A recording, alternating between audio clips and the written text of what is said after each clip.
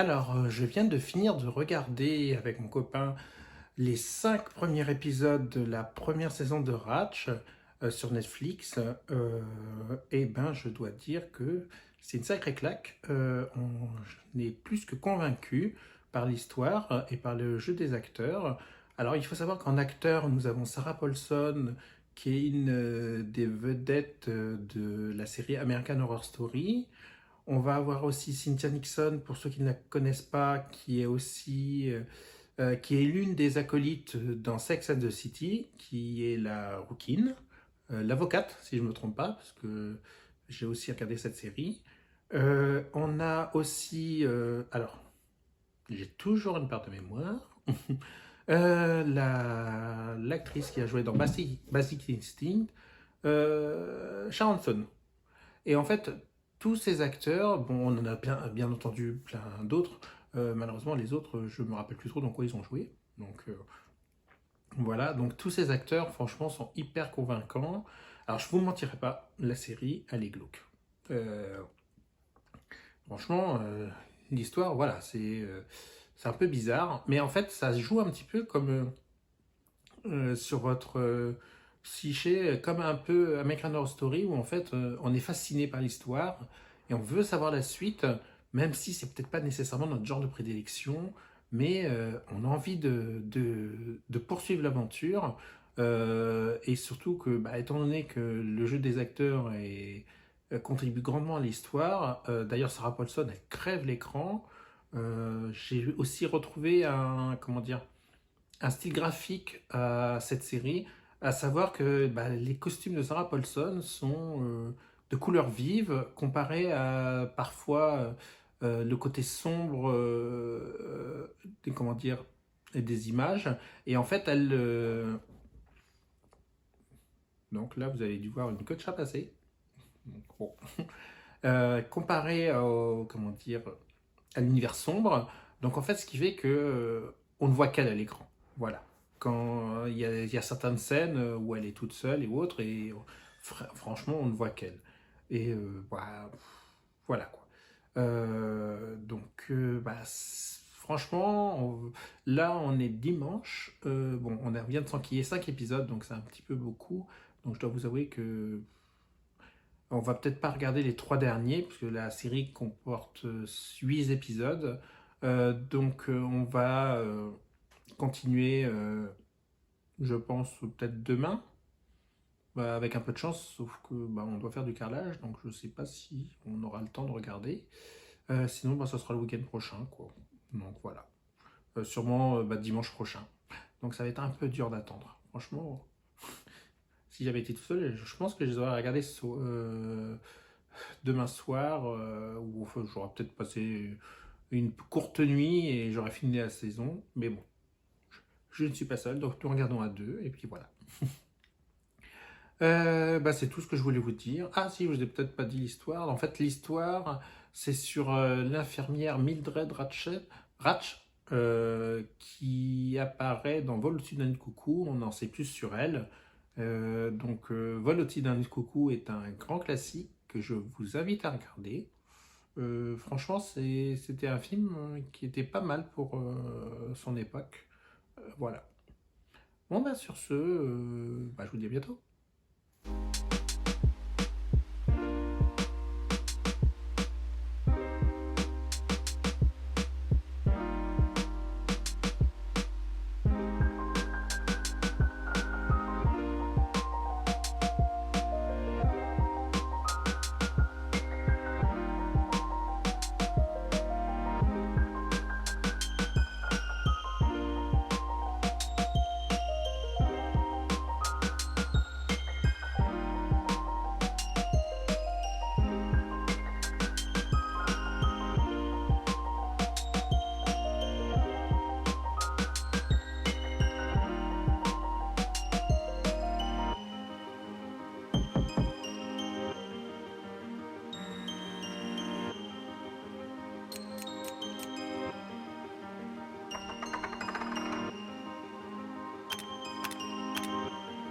Ou quelque chose comme ça.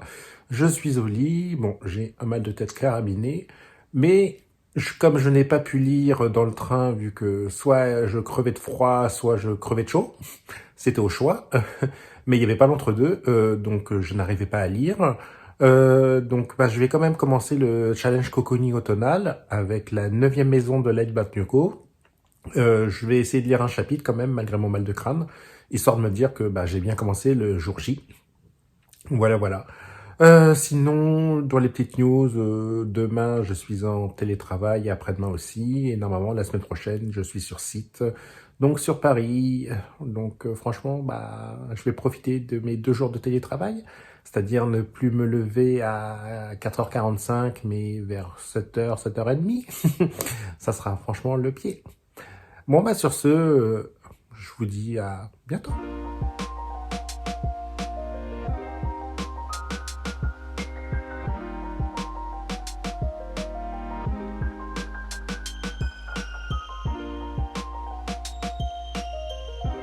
Alors, j'ai oublié lors de ma dernière vidéo de vous montrer mes 2 dernières acquisitions. Alors, tout d'abord, j'ai acquis la première intégrale qui est sortie aujourd'hui de la Belgariade, qui regroupe les 3 premiers tomes. Alors, le Pion Blanc des Présages, la Reine des Sortilèges et le Gambit du Magicien. Alors, il faut savoir que cette série est pour moi la série de fantasy à lire. Je la relis tous les ans et j'adore, j'adore. Et franchement, bah, l'intégrale, elle est pas mal. Elle est assez épaisse. Et je trouve que c'est un bon compromis, puisque là, en fait, on a 3 romans pour 14,90 si je me trompe pas. Ce qui fait que c'est extrêmement abordable. Et le format est... Ça va. On arrive à bien, comment dire, bien le prendre en main, etc. et tout. Bon, par contre, c'est vrai que le roman fait... Alors, je suis en train de regarder. Enfin, le roman, l'intégrale, fait 1150 pages. Donc, il y a de quoi faire. Et le deuxième achat, qui est en rapport donc avec cette série, il s'agit du Codex de Riva, que je présenterai comme étant la Bible de la série. Alors, il faut savoir que je ne l'ai pas lu, contrairement à La Belgariade, les Chants de la Malorée, etc., que j'ai lu. Le Codex de Riva, je ne l'ai jamais lu. Il est sorti dans les années, enfin en 2000, sauf que la parution a été très vite interrompue. Alors apparemment, soit c'était un tirage limité, je ne sais pas trop, mais bah, j'ai jamais réussi à m'en procurer un. Et quand j'ai voulu regarder après sur les sites d'occasion ou autres, c'était des tarifs, voilà quoi, c'était énorme. Là, au jour d'aujourd'hui, ils sont à 75 euros, mais dans les années 2000, je ne sais plus combien c'était, puisque je crois qu'on était encore en francs, on n'allait pas tarder à passer à l'euro. Bah, c'était pas donné. Et comme j'étais en plus étudiant, donc j'allais pas non plus dépenser énormément d'argent pour un roman. Et puis après, ben, voyant les tarifs qui étaient totalement hors de prix, ben, je ne l'ai jamais acheté. Et donc là, je suis plus qu'heureux de l'avoir. J'ai une alerte sur mon compte Booknode, compte que je ne consulte pas, mais apparemment j'avais mis une alerte, et bien m'en a pris, puisque bah, comme ça j'ai su que ça sortait aujourd'hui. Et à ma librairie Le Furet du Nord, chez moi à Beauvais, bah, et il n'y avait qu'un exemplaire. Un exemplaire de l'intégrale et un exemplaire du Codex de Riva. Et là, vous pouvez voir que la couverture est de toute beauté. Franchement, j'adore. Bon, par contre, c'est un format un peu plus petit que l'intégrale. Alors, bon, c'est étrange de ne pas avoir fait au moins le même format vu que c'est la même série. Bon, après, il n'y avait peut-être pas autant en matière, hein, parce que c'est... Ouais, il y a quand même 600 pages. Hein. Donc, voilà, pour voir la différence. Mais ça sera 600 pages de pur bonheur. Voilà, voilà. Bah voilà, sinon c'est tout ce que je voulais vous montrer dans ce qui était arrivé dans ma bibliothèque.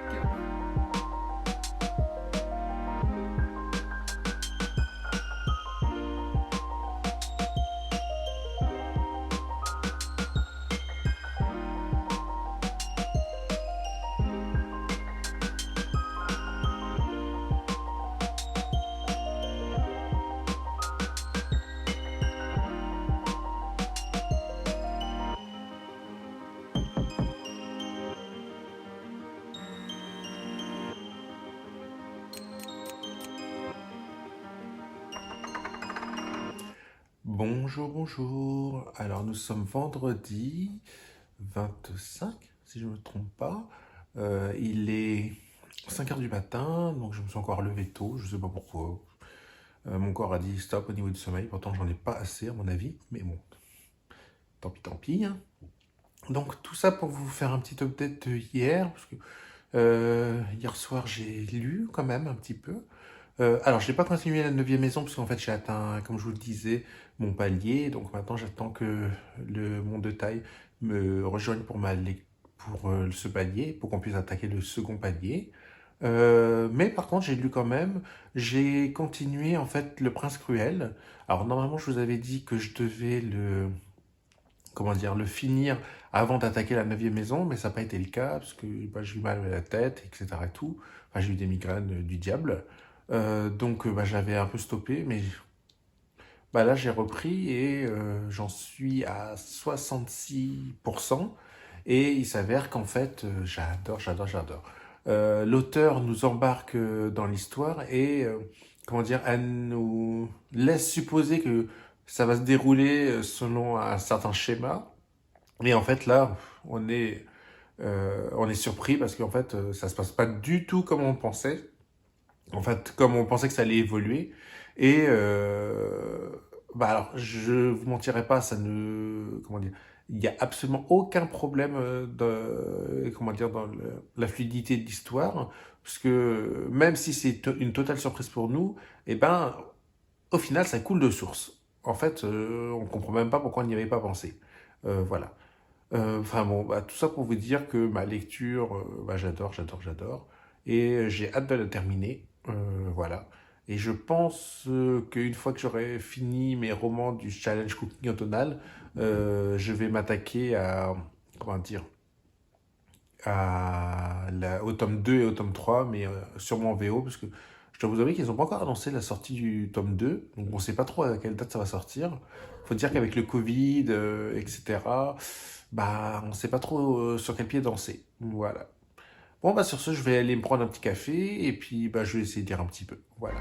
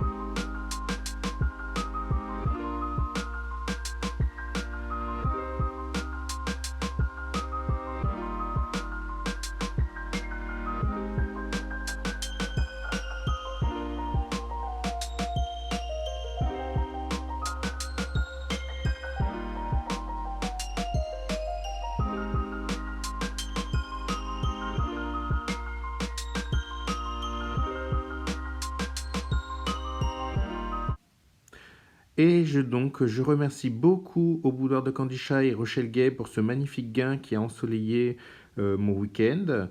Et je vais clôturer ainsi ce vlog qui est un premier essai. Donc j'espère qu'il vous a plu. Si vous avez des remarques à faire, n'hésitez pas à les faire. Et n'hésitez pas à liker ou à vous abonner à ma page. Ça me fera plaisir. Voilà, sur ce, je vous dis à bientôt.